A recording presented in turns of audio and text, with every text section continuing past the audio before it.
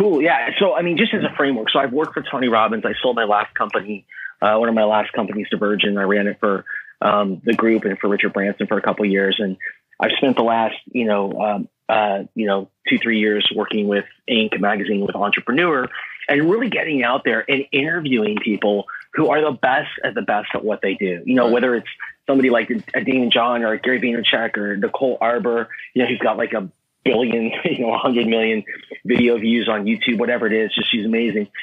And I'm always trying to figure out, like, what is it?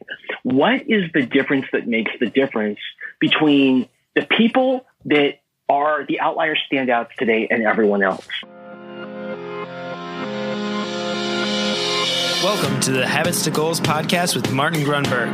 It's time to take control of your life. Are you ready to achieve goals faster and more consistently than ever before?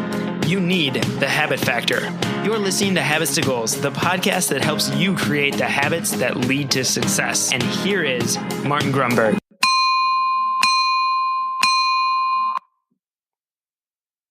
All righty, here we go. Welcome back. Thank you very much for joining me.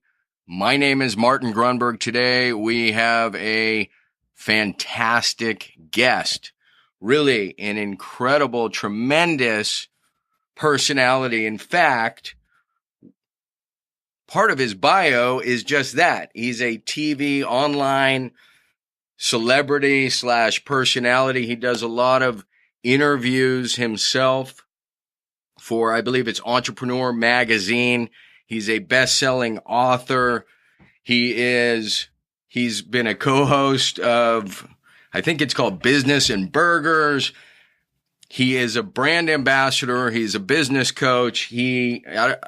There's nothing he's not doing at this point. Scott Duffy, welcome to Habits to Goals. How you doing, sir? Dude, I'm doing awesome. It's great to be here. I'm a big fan of the show. And you sound mostly very good. So I want to say thank you so much for the first effort we ran through, over hurdles, around obstacles. It was really a huge effort, and I'm just honored to have you on the show, and I'm excited to get back into all those good stories. We got 25% through. So having said that, it's so funny. I just got to jump in. It's so funny because yesterday when we first tried to record the show was like the typical day as an entrepreneur, right? Yeah. We walked in, you and me, we had a plan. We were ready to go. We had tech difficulties.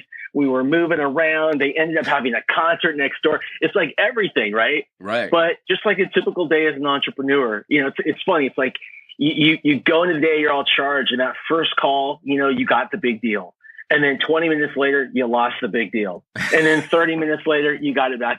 And you just got to keep going, right? Yeah, you just got to put your smile on, just keep on rolling. Yeah. I was saying we're really in the business of making lemonade out of lemons. And so you typified it yesterday. Yeah, just a hero's effort.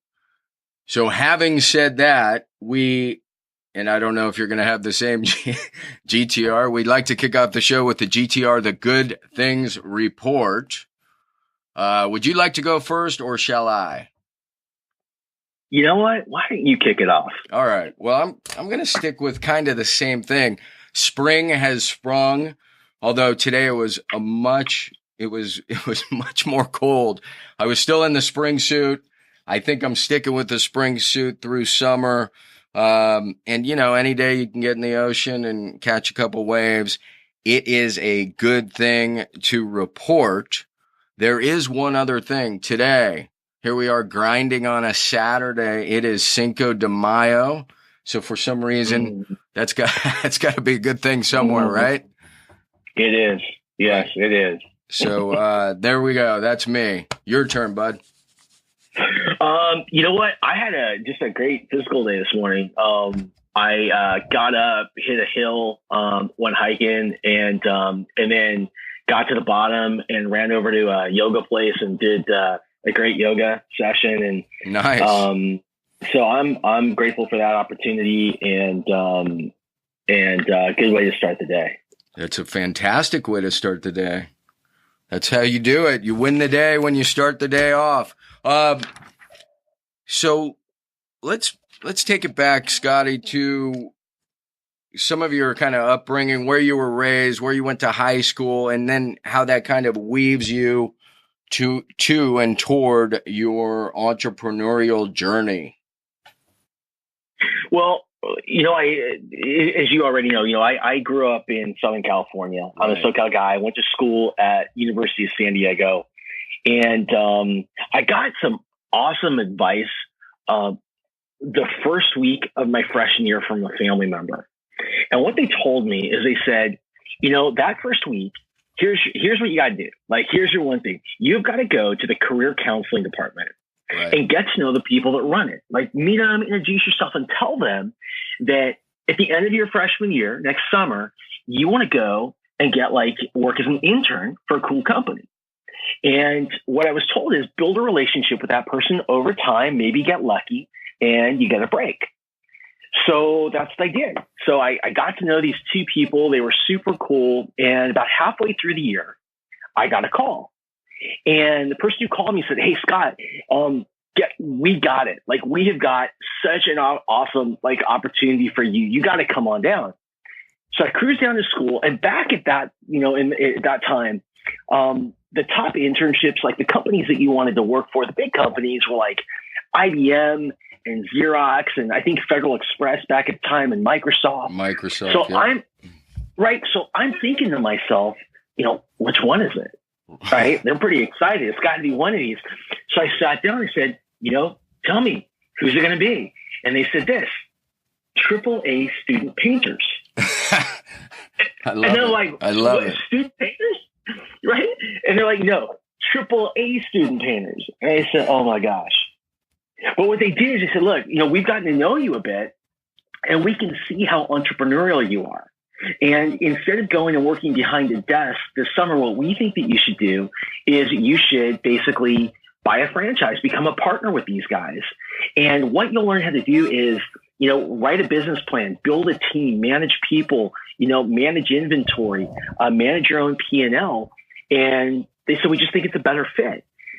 And so I got to know the guys at AAA student painters who ended up becoming my best friends. And that summer, I had, I don't know, it ranged anywhere from 10 to 15, students that worked for me painting houses in San Diego. That's unbelievable. How old are you at that point? 18. How old?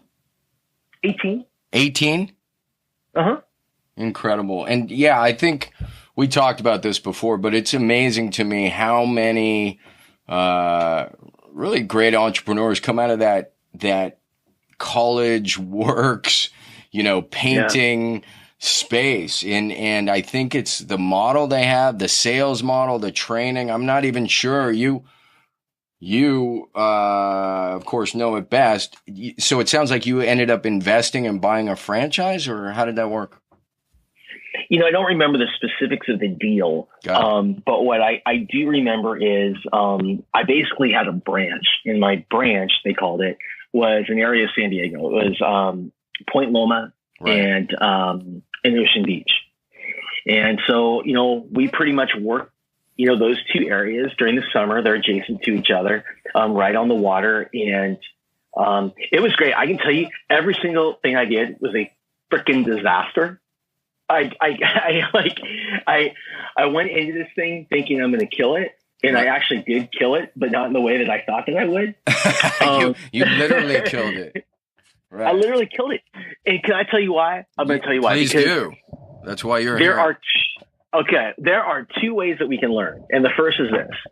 It's trial and error. And it takes time and it takes money. And the second way is modeling.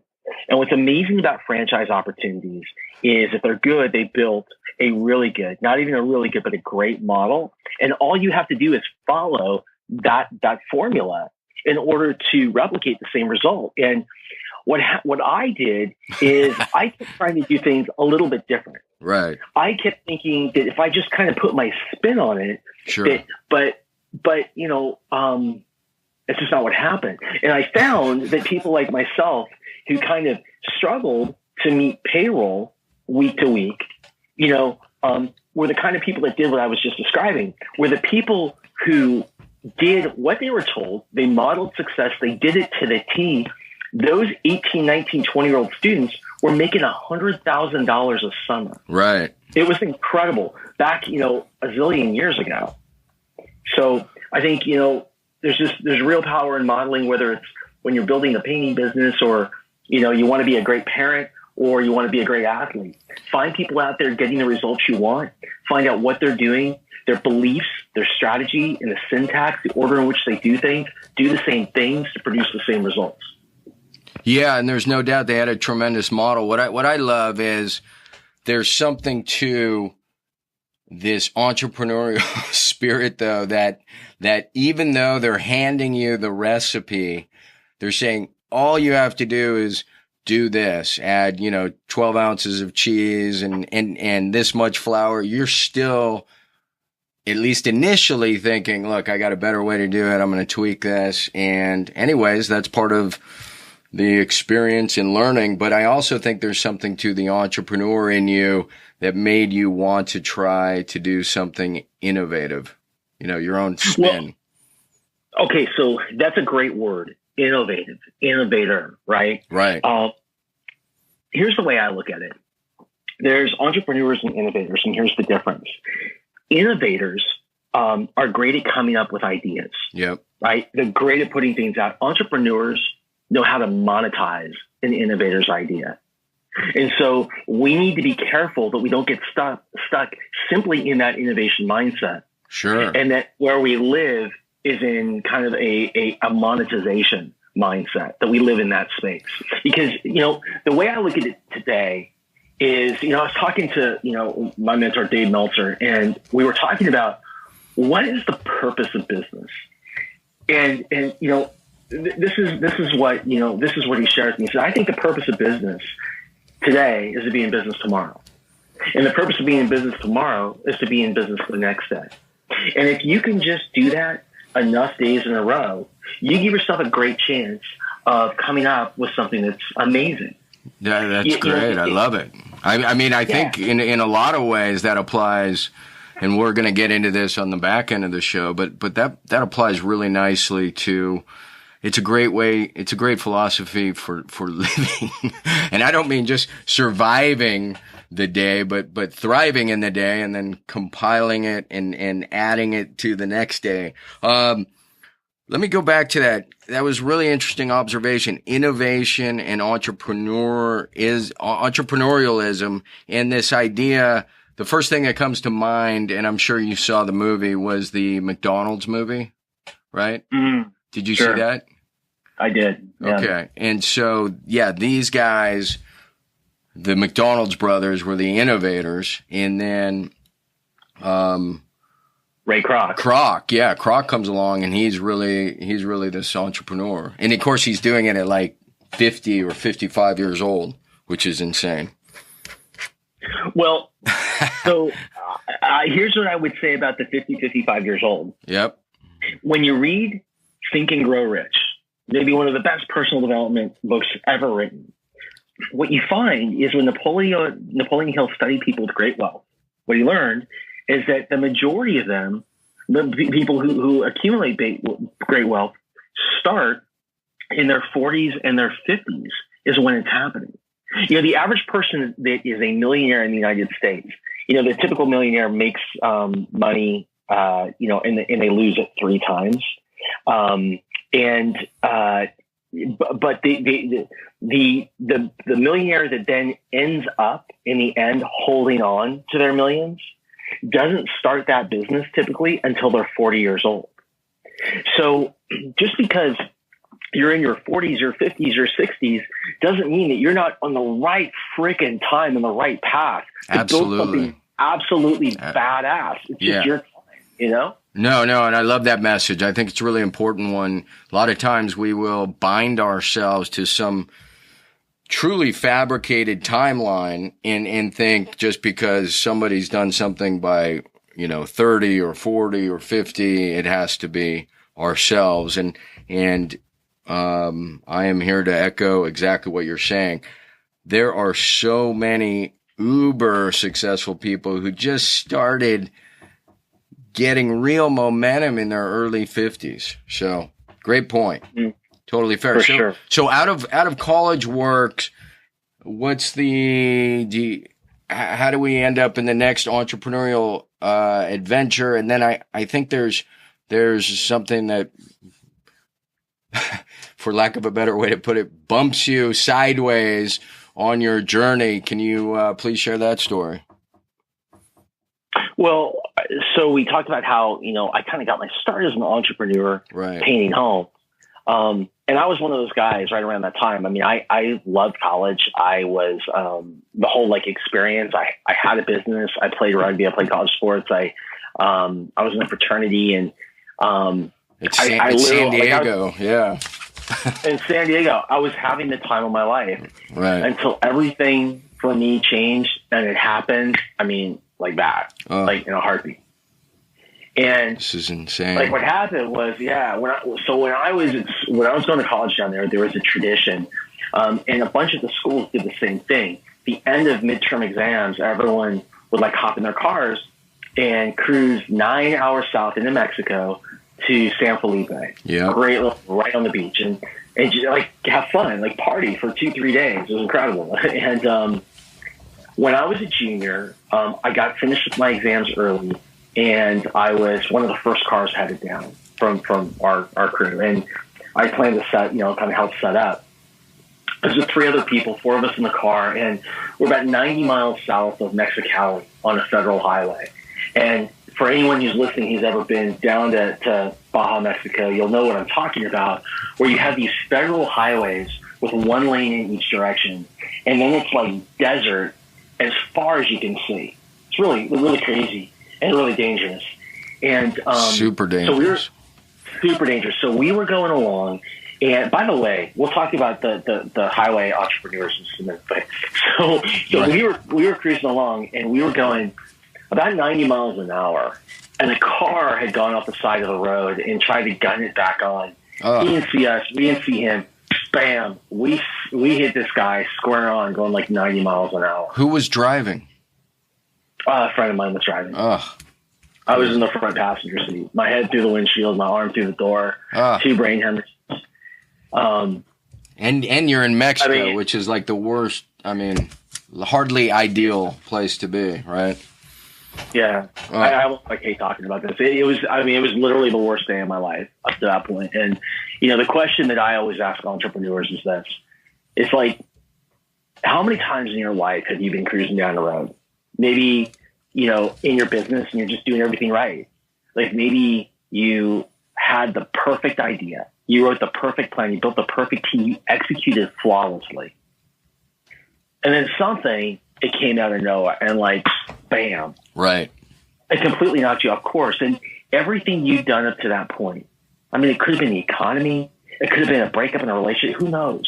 Could have been you lost a partner, right? Everything you did up to that point, every call you made, every presentation you built, every email you wrote, you had to throw out and you had to start over. Well, that's what happened to me. Wow. Because I thought that getting in that accident, that was the worst day, the worst thing of my life. Right. Let me tell you, getting better was much harder. Right. You see, I went back to San Diego, and I dropped out of school. I couldn't read. I couldn't watch television. I couldn't do anything because my head injuries, just everything hurt. Oh my goodness! And so I pretty much lay there in bed for a few months. But the funny thing happened. I picked up this habit. One day, one of my roommates came in. My dad thinks you should listen to this, and it was a motivational book on tape. Wow. And so I started listening. And before you knew it, I started to develop this collection of motivational books on tape, right? Everything from Dennis Whitney to Zig Ziglar, Brian Tracy, Jim Rohn, Tony Robbins, Dale Carnegie. Unbelievable. So you're laid up in bed and you're just feeding your brain this brain food, so to speak. That's all I did every day. Now, I just remember some days my head hurt so bad, I don't even know how much I hurt, but somehow it just it just kind of sank in. Right. when I got better, I said to myself, I want to go back to school, and I want to go work for one of these people who inspired me as an intern. And the first person I applied to work for was Tony Robbins. I was 20. He was 30 years old. It was a long time ago. And instead of offering me an internship, he offered me this awesome job, traveling around the U.S. and Canada, doing workshops for him and promoting and selling his programs. And so I went to work, and I remember like a year later, we were at lunch in Seattle, team lunch, and I said to Tony, I said, man, I don't know if you know or you remember how I even got to you. Like, I was one of those people, I was on a roll, I was having the time of my life. Right. And then this thing came out of nowhere, and it knocked me off course. But I developed a habit, and the habit brought me to you. And since I've been around you, I've had an opportunity to see the people and be around the people around you, which has like completely reshaped my sense of possibility. And I said this and that and the other, and he stopped me. And he goes, Scott, I always want you to remember this. He said, in life and in your business, you have good days and you have bad days. But you won't know which is which until sometime way down the line, because you don't know what you're going to make of the experience. And that's awesome. Right? I found that to be so true. Yeah. Wow. That is unbelievable. And so he was only 30 at the time? Mm-hmm. You guys are about 10 years difference? Incredible. Exactly 10, yeah. Wow. So I'm going to kind of go slightly off course as we get near second base here, because you have done so many interviews yourself. I think it's kind of a natural segue here, Scott. Coming off the heels of this great advice from Tony, good day, bad day. It's very much like the Chinese farmer fable.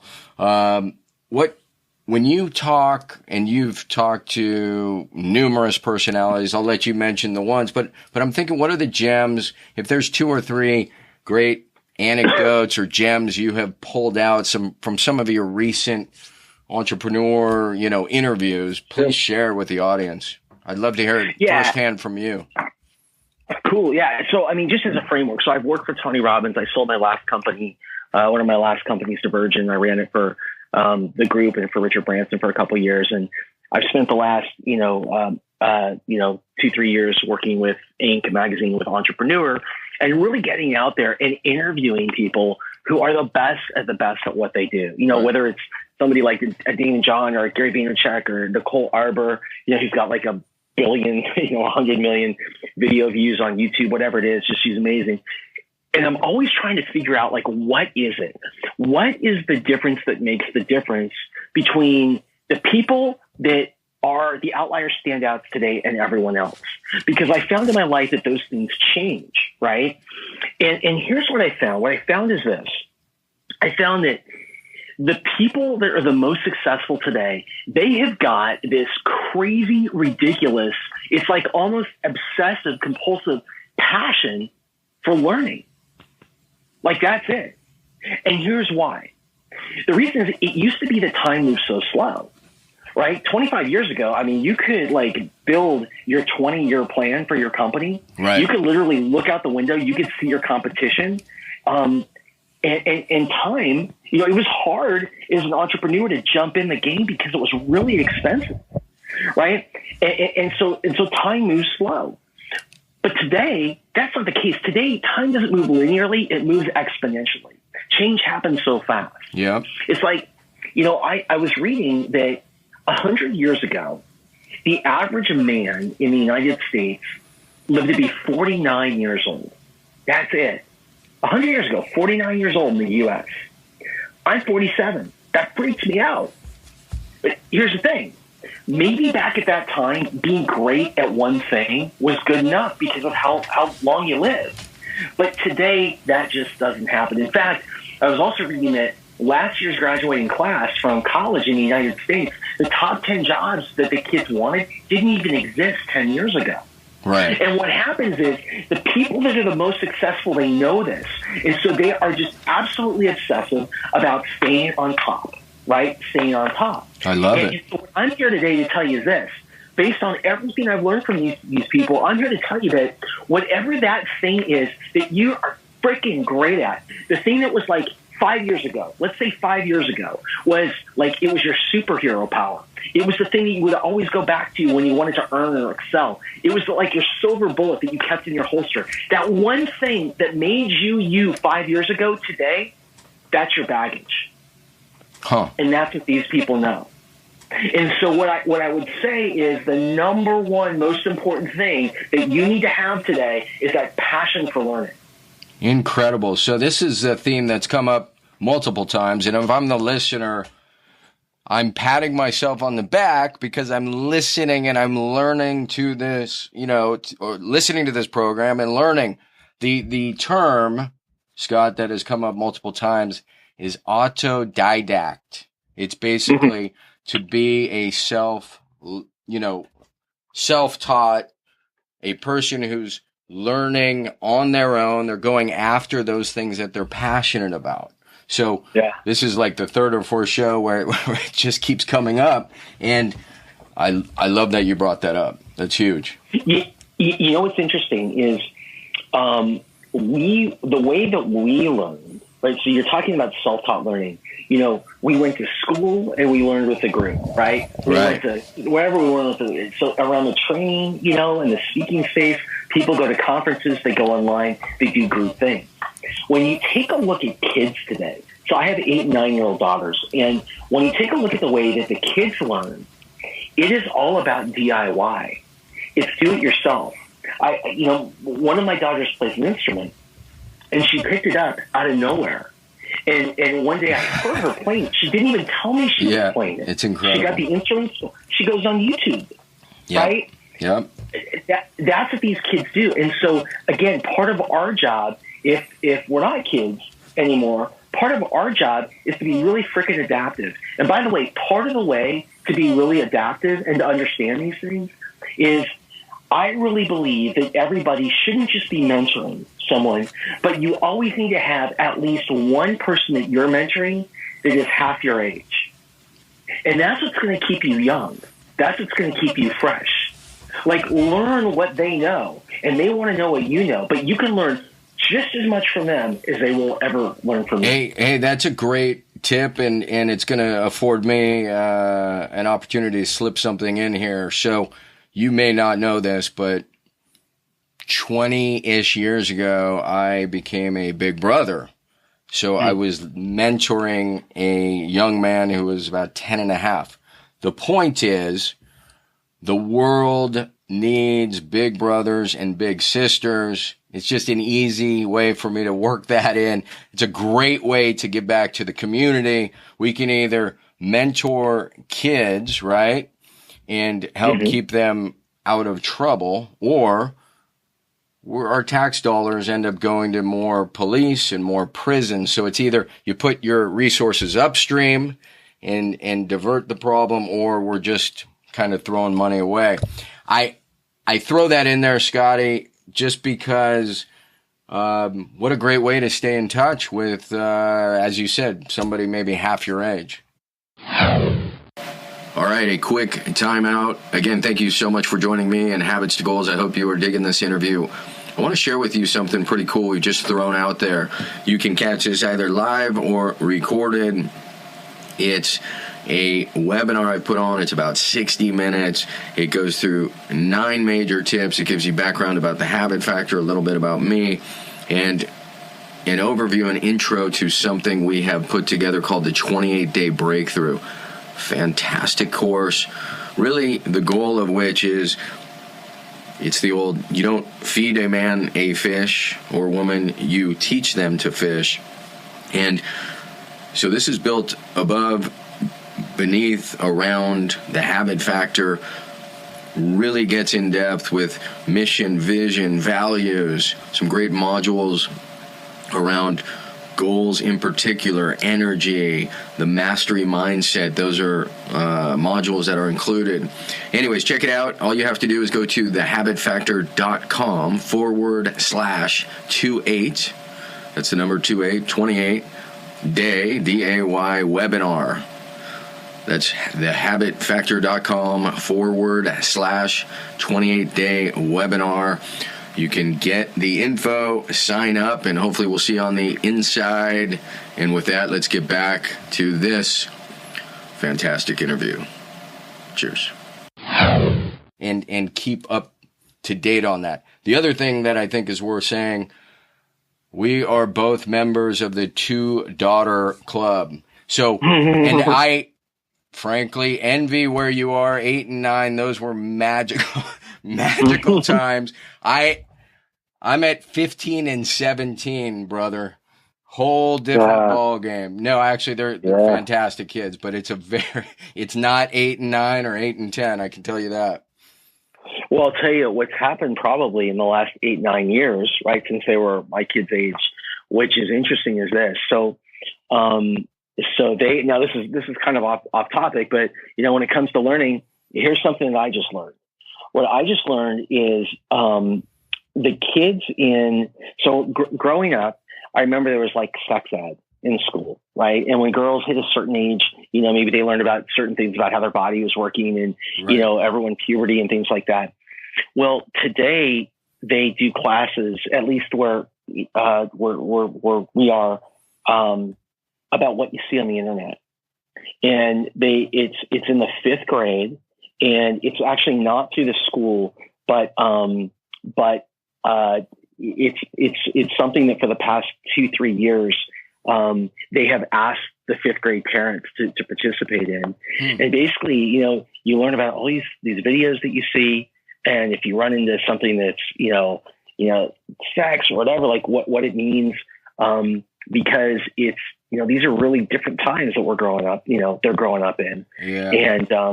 And what is in front of our kids, is changing so fast that there is a loss of innocence at a very young age. And I think that many of these kids are really struggling with that. And so, if you have kids that are, that are sub 10, this may be, you may want to look in your area for programs like this, because what I've heard from parents is they are phenomenal at helping the kids to adjust. Well, that's good advice for sure. All right, let's bring this around second base. I'm going to get into a couple questions because I know we're both semi-tight on time, and I want to keep this on our schedule. I already feel like we got to have you back, and we could do this for hours. But I have some kind of routine questions I like to ask, and I think we were kind of on the fringe. One of them is, how do you battle through tough days, like a really shitty day? What's going on internally? What's the self-talk like? How are you fortifying your mental toughness? What's going on there, Scott? Well, I'd answer that in 2 parts. The first part is, I think our brain is just like Google. And you see, whenever stuff happens to us, our brain is always asking 2 questions. What does this mean, and what should I do? And what we tend to do is, so what happens is we start to ask ourselves questions. And the quality of the question, that internal dialogue you have, the quality of your question is going to determine the quality of the answer that you get. And I look at it again, just like Google. So if I'm having a bad day and I type into Google, why do I suck? Right? Google. I'm so glad I asked this question. This is great. Yeah, your Google brain is going to come up. Think about it. If you type into Google, it will come. Actually, you know what? I'm going to do this as we're talking. If you typed into Google, right? Why do I suck? You're going to get 1,000 answers. I got 7,630,000 answers that tell you why you suck. I love it. Well, that's just what happens in your head, right? And so what happens is you why you suck. You get all these answers, and then you start to feed into it. And you keep going down this loop in your head of all these questions. It either happens consciously, or more than likely, it's happening unconsciously. It's like auto programming. And so the first thing you need to do is ask yourself a better question. When things are tough, or you're having what you characterize as a crummy day, you got to ask yourself the questions like, what's great about this? What can I learn from this? Actually, why is this the best thing that could possibly happen to me right now? Like, how can I do this better next time and actually really enjoy the process? And every time you ask one of those questions, Google is going to come up with 7 million more answers as to why. And you see, when you do that, you change the question, right? You change the way you look at things, the way that you look at things change. It's and beautiful. so by asking a better question, you change your perception. And when you do that, you change the way you feel. And when you change the way you feel, you change the way you behave. And when you change the way you behave, you change the results that you get in your life. That's fantastic. Sorry, go ahead. So the first way you get through this is you ask yourself a better question. The second way that you do it is to meditate. It's to meditate. It is to turn all things off and just relax your mind and take a deep breath and breathe. And disconnect yourself from all of that noise. Now, I think meditation can come in a lot of different kinds of forms. Meditation can come from sitting cross-legged and putting your fingers out and your hands out and deep breathe. It could come from taking a walk around the corner. Simply just change the way you move and you change the way you feel. As Tony used to say, Tony Robbins, motion creates emotion. So, again, I would start by asking a better question. I would disconnect myself from the crazy, close my eyes, and just relax, or go for a walk and just disconnect. Let the motion change the emotions that I'm experiencing. That is money. I'm very excited about that. Yeah, I love this idea. What you just said. This idea that questions channel our focus, right? They direct our focus, and our focus directs our feeling. So if you're feeling bad, it's an equation that works left to right or right to left. So beautiful. Change the question. Super good. All right. Question number 2, how do you, Scott Duffy, define success? Success to me is the constant and never-ending pursuit of my pure potential. I love it. Oh, that's so good. That's what it is. I mean, it's one thing for me to have a goal, and I'm very goal-oriented. But what I find when I'm out there working hard to achieve the goal is either the end goal may change for me, or the way that I get there may change. And so what I need to do is I need to really drop in and enjoy what it is I'm doing in the pursuit. And when things don't work out the way that you planned, asking yourself a better question really helps you in that process. It helps take what could have been something that in the past made you feel terrible and you didn't like the process to something where you're like, all of a sudden you start to feel empowered. And you start to make connections, and you start to understand why. Because everything in life happens. So you talked about time earlier. The only time that matters is the universe's time. And everything happens at the perfect place and at the perfect time in the universe, right? And so my goal is every day to continue that persistent, consistent pursuit of my pure potential and enjoy that process. And that's what I was going to say. Repeat. So it's the constant pursuit of your... You said pure potential? Yeah, so That's great. It's days. So again, this is something that Dave, my buddy Dave Meltzer, really helped me to understand is that it's the consistent, meaning every single day, habits, and persistent, meaning there's no way that I'm going to quit, pursuit of your pure potential, and so. What's really important here? What's really important here is that consistent doesn't mean that you do, 10 hours of work on it on Saturday and not the next 6 days. What is important is that you schedule time, you honor your goals, and you honor the universe by actually becoming a master of your calendar. And whatever it is that's most important to you, you make the time for it. And it could be 5 minutes, but if it's done consistently, what happens is, this is what happens in the universe. There's a multiplier effect. So if I spend today, like I'm in I told you, we started this thing off by, I exercise twice today, right? And I'll exercise tomorrow and the next day. So what I know is this. What I know is if I exercise today, it's like I have the result to a single multiplier effect. And then it's like compounding. If I exercise tomorrow, it's like it's to the second power. Then the next day to the third power, the fourth power. But here's what happens.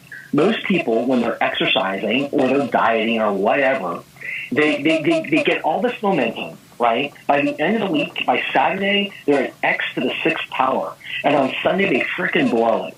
They don't exercise. They eat like shit, whatever it is. And what happens is it resets that multiplier effect. It resets that clock on you. And so the most important thing is the universe doesn't care about size. It cares about exact, and it cares about consistency. And so the key is every single day, whatever it is that's most important to you, to practice that at least for a moment. The consistent and persistent pursuit of your pure potential. And what that will do is make you more statistically successful in terms of getting on your path to nailing your goals. Got it. Well, so that's fantastic, and it's a perfect segue to habits. Yeah, when you're talking about consistent behaviors, the fact is, this is why the show is called Habits to Goals. If you have a goal, the quickest, most efficient way to get there is to craft and align the positive habits that support your goals. So that's what Scott just said there. I will say, and with the habit factor methodology, because there are tracking days and because the people track, Scott, it does allow for target days. So it's more important that you continue to track and set target days than just try to do it for me, I can't. It's not even that I can't. It's not great for my body to be running 3.5 miles 7 days a week. But if I'm doing that, and I have been for, I don't even know how many, probably a dozen years at this point, 3 times a week, that's consistency, right? It's not 7 days a week, but it's consistency over the long haul. And I think the way to get there, at least from my experience, has been setting target days. So that's fantastic. Yeah. So yeah, I mean, that makes a lot of sense. And if I could just throw one more thing in there. Yeah, sure. So just like 2 metaphors. One is that, I always say that, we are nothing more, nothing less than the average of the 5 people we spend the most time with. And if you don't believe me, just do this. Make a list of the 5 people you spend the most time with. Next to each name, write down what you think they earn. Add it all up and divide by 5. And the odds are that is exactly what you earn. Now, you can apply that methodology to any area of your life. People who are fit hang around people that are fit people. People who are spiritual people hang around people that are spiritual. You get the point. I think the same thing is true with habits. I think that if you were to write down a list of all of the things that you did in the course of the day, and maybe the next and the next, and see what some of your habits were, and you wrote down your top 5 habits, you're the average, probably more or less, of those 5 habits. And so, one of my questions would be, is there one habit, is there one thing that's disempowering that you're doing now, where if you were to change that one thing, it could change your life forever, just by changing that one habit. So I know this is your sweet spot. This is you're the master G. This is what we do. Yeah, that's all men's natures are alike. It's their habits that carry them far apart, and that is Confucius, something like 2000 BC or something. All right. Well, since we're having a lot of good habit talk, Scott, what are 2 or 3 habits? And I think you touched on them in the open, but probably worth reiterating that you feel contribute greatest to your success. I do something for my body every single day. So whether it's, I'm exercise or I'm running, or, it could be, I piled it up for a couple of days. I hit it really hard today. Tomorrow, I don't know that I may walk, but I don't think I'm going to do anything really strenuous. Right. But what I'll do is I'm really big on, like, I use CBD oil for inflammation. Oh, no. And so maybe I'll rub that into some sore areas. Like, the whole point is every day I've scheduled time for health, to take care of my health. And I wasn't always like this. I mean, when I was young, I was obsessive about exercise and competition and things like that. And then there was a period of my life where things got really hard and everything went up, up in this freaking disaster. Right. And then, but it really got bad for me. And I was I had a period of my life, just a few years ago where I was incredibly stressed out. I was, I was eating like crap. Right. I was, I've never been like a big drinker kind of person, but I started to drink a little bit during that time, a little bit more, like, actually, and I got out of whack. And one day, one night I flew to down to Arizona for a business meeting, and I, about 1:30 in the morning, and I woke up and I had terrible pain in my chest. I got up and I collapsed. What? And and I tell this in my new book. I've only shared this twice publicly. This is the second time. And I was on the floor for over 4 hours. I couldn't even crawl an inch to get to the phone. I thought I was going to die. And it turned out I had a clot that was in, probably they think started my heart, that fell into my gut. And luckily passed and saved me. And it was a real wake-up call for me about, about habits, about pressure. Sometimes it takes a long time to get the message. And that's why, the people that are the wealthiest and the most successful, many of them start in their 40s and 50s and 60s, whatever that thing is. Yep. When the market crashed in 2008, I was over at Richard Branson's island, Necker, for a CEO conference. And when we were leaving that day, on the last day, I remember we were at this airport on Tortola, and I was standing out with all the planes and stuff, and there were two people there. And one was the CEO of Virgin Atlantic, had been there for like 20 plus years, total legend in commercial aviation. And I remember, because he was so well respected in the group, I walked up to him and I said, I have a question. Like, the whole world seems to be falling apart right now. I need you to teach me one thing. What is the number one thing, the most important part of your job?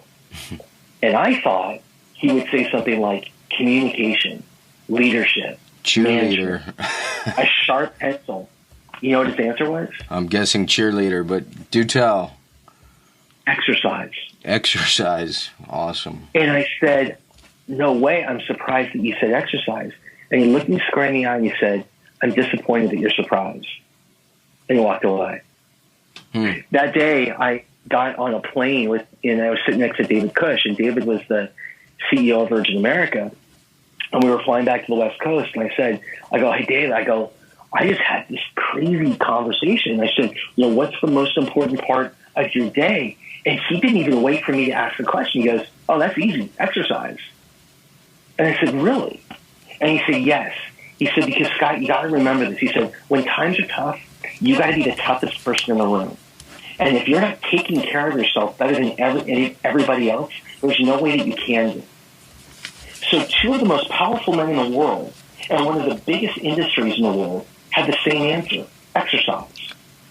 That's fantastic. Yeah, no, I apologize. I misunderstood the question. I thought the question was, what is he doing for his team as the economy's collapsing? But the question was the most important thing he does to keep himself sharp, right? No. It was what my question to him was. It was more along the lines of what you were thinking.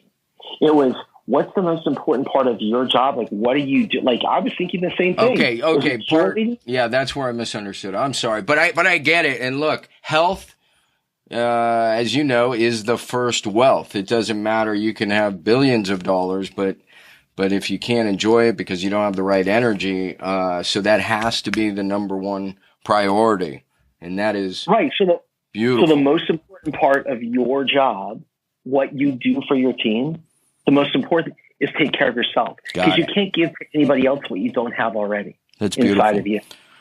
All right. Next question. Do you have a favorite quote? Something you hang your hat on? It might even just be something that's top of mind, so which works.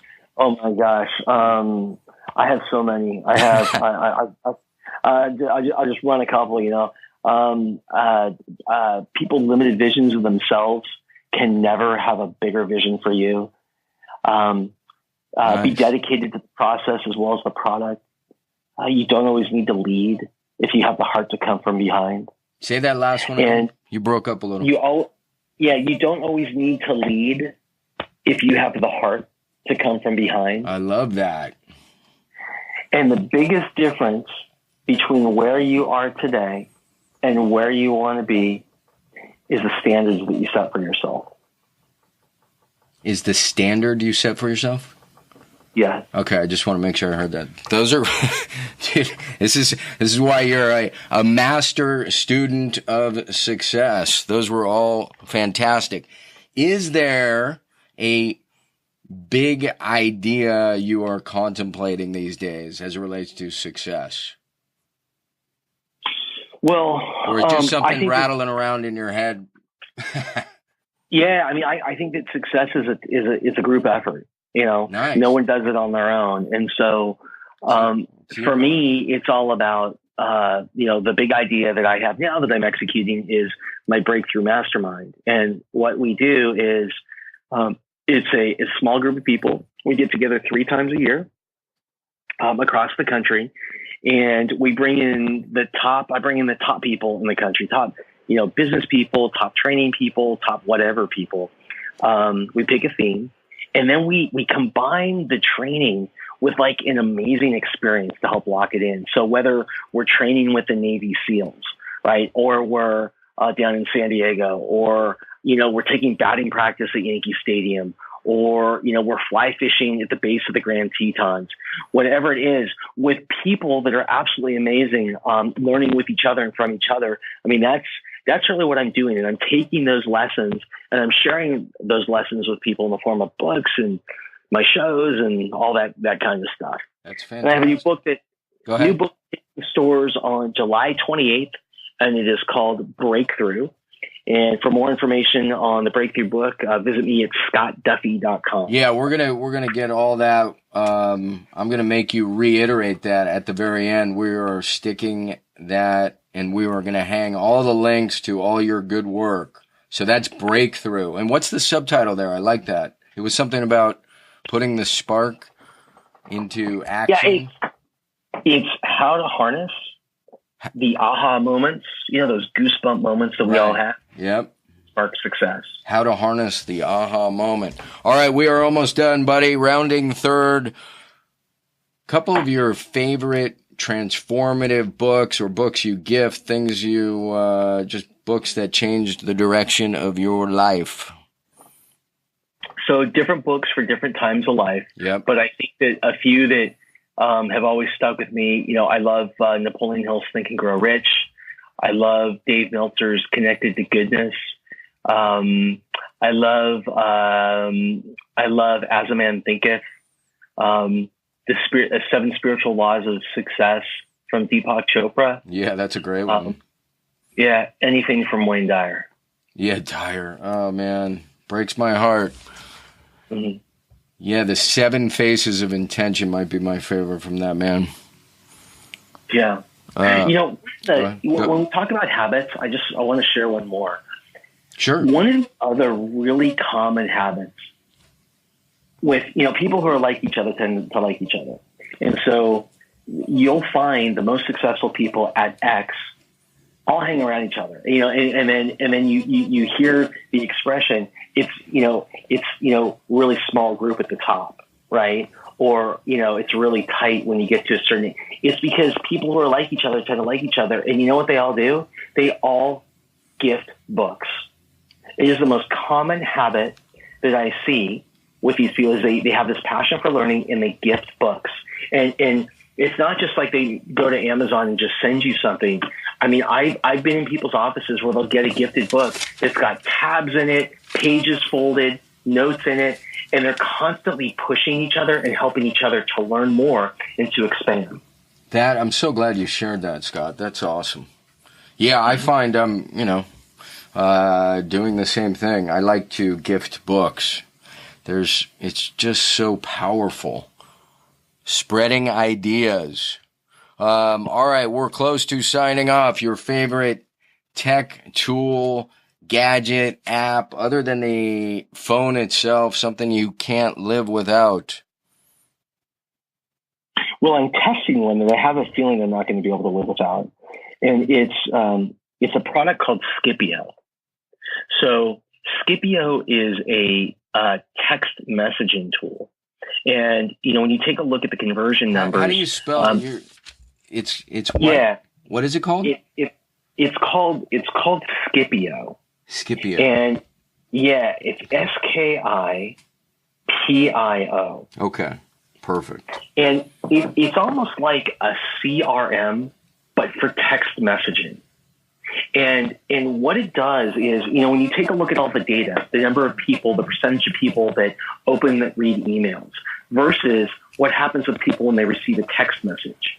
Well, what we found is that when we use a product like Scipio and when we're communicating with our groups or when we are inviting people to programs or whatever it is, the response rate, text versus email, is just unbelievable. Huh. And so what we're doing is we're using Scipio in everything that we do now. And again, it's like a tool where you can go, we can customize messages, we can create groups. They give you a custom phone number, and it's awesome. I'm gonna have to check that out. That sounds pretty awesome. So, all right, before we sign off, is there any tangential thought you might have, something else you want to say? And if not, that's certainly okay. We will just share your latest work and keep moving. I just like to hang that out there if there's anything else you want to say. I just think, life's a funny thing, right? Yeah. And very funny. And we don't know, it doesn't wait. And so, whatever that thing is that lives deep inside you, that thing that keeps you up late at night, it gets you up early in the morning, you got to let that freaking thing out, because life doesn't wait. So, life doesn't wait. Just launch, just do it, That is and when you do it, here's the distinction that I want you to make. Don't just say yes and figure out how. Say yes and figure out who knows how. Wow. And that's what's going to lead you to be a success. That's awesome. Between that and I'm so glad I asked, that and the earlier, the Googling of the question and directing your focus. I mean, so many great gems here. It has been educational, enlightening, and entertaining, the 3 E's. Scott Duffy, everybody give him a big hand. So, Scott, before I let you go, you have your new book, Breakthrough. We will set up a link to scottduffy.com, right? That's yep. 2 T's, yep. 2 T's, 2 F's. Yes, SCOTTDUFFY. And anything else worth mentioning or promoting? Please go for it. Yes, please follow me on social media. Let's connect. I'd love to meet you. I'm at Scott Duffy Media across all social media channels. So at Scott Duffy Media. At Scott Duffy Media. Well, it's been brilliant, Scott, and for you to make time after yesterday's challenges just speaks volumes to your character. Then to jump in the studio here and do this call on a Saturday. Everybody here is grateful. Thank you for your time, sir. Have a terrific remainder of the weekend, and we will talk soon. Thanks again, bud. Rock and roll. Say goodbye to the audience. Goodbye to the audience. There you go. You guys be awesome. Great job.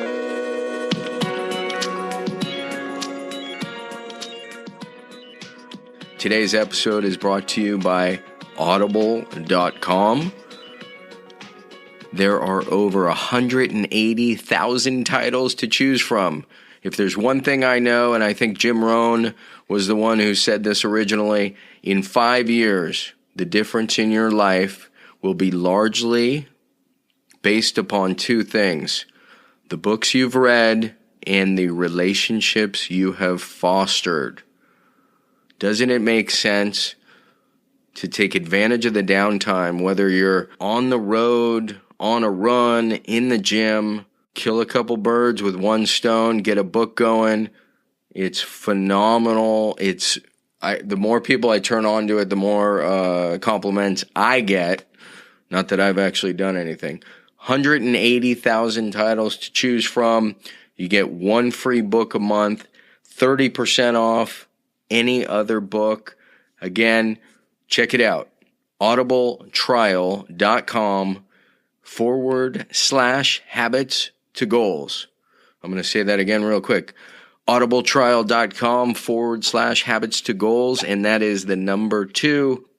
And of course, when you support our sponsors, you are supporting the show. So thank you again. I am extremely grateful. We'll see you at the next episode.